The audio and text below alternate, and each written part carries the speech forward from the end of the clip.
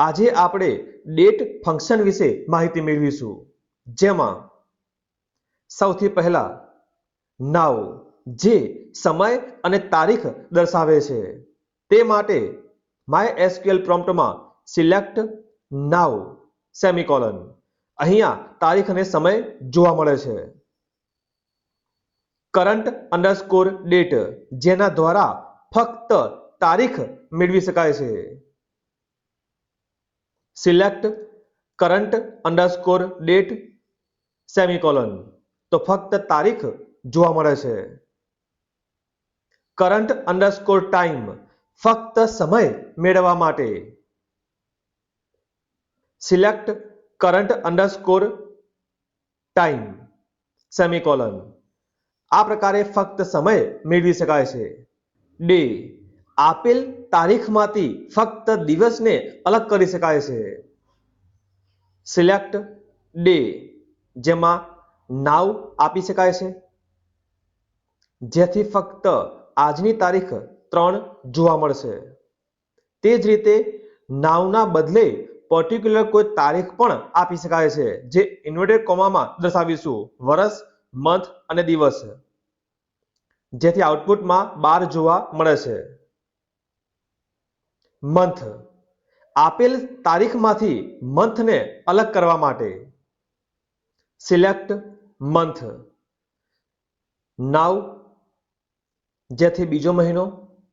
આ જ ફંક્શનમાં તારીખ પણ આપી શકાય છે. 1990 બીજો મહિનો 12 તારીખ, તો બીજો મહિનો આઉટપુટ જોવા મળે છે. યર આપેલ તારીખમાંથી વર્ષને અલગ કરવા માટે. સિલેક્ટ યર નાવ જેથી 2024. આ સિવાય આ જ ફંક્શનમાં કોઈ તારીખ પણ આપી શકાય, જેથી તે તારીખનું વર્ષ આઉટપુટમાં જોવા મળશે. ડે નેમ આપેલ તારીખમાંથી દિવસનો નામ જાણવા માટે. Select day name now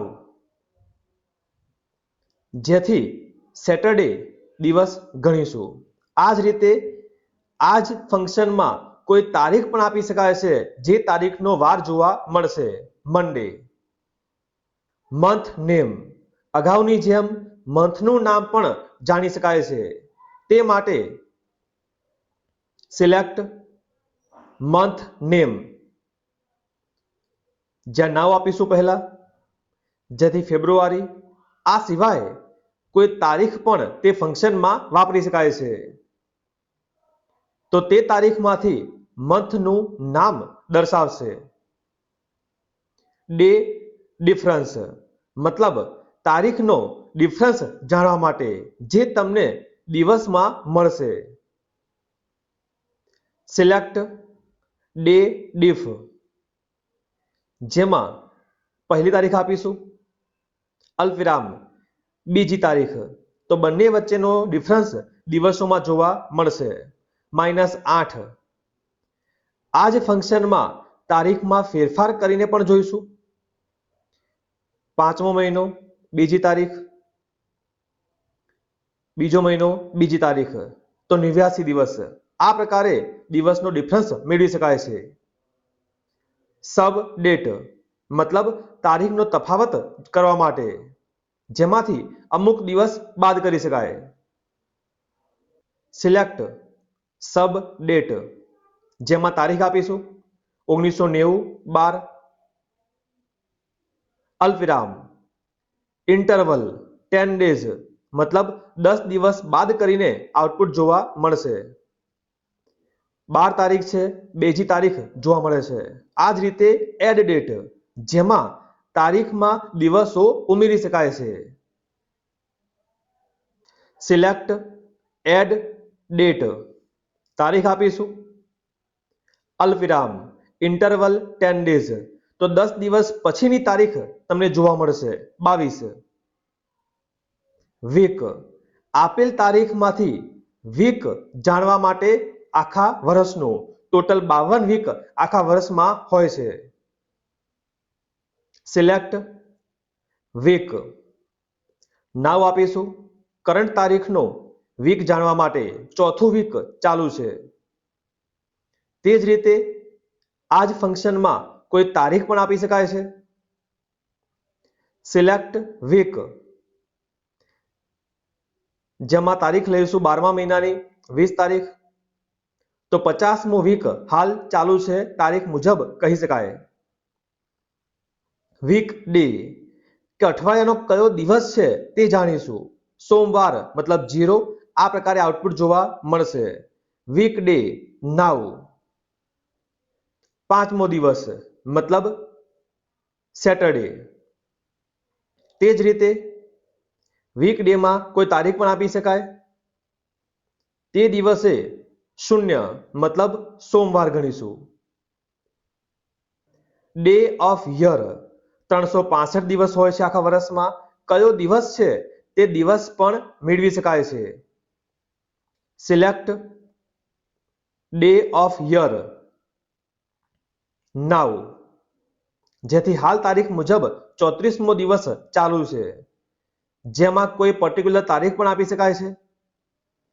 select day of year, જેથી 364મો દિવસ હાલ જોવા મળે છે.